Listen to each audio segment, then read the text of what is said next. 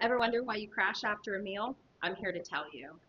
When you have insulin resistance or metabolic insensitivity, as I speak a lot about, the precursor to that is usually insulin resistance, and then it turns into metabolic syndrome. Insulin resistance is when your cells are resistant to insulin. Let me explain that. So when we eat, all the food that we eat and we consume turns into glucose. It goes through something called the Krebs cycle and so on and so forth.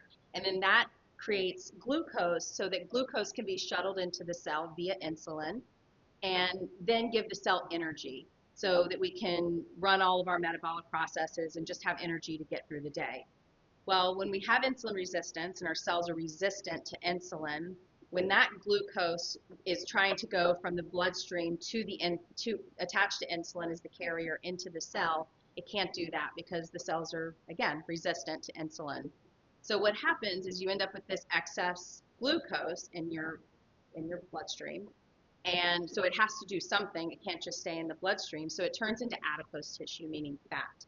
And that process of taking glucose in your blood and turning it into adipose tissue is very taxing on the body, so it makes you tired.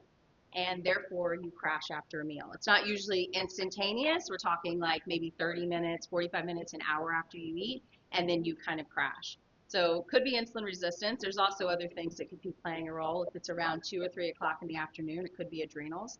But if you want to know more information, feel free to visit us at Midtown Atlanta Chiropractic.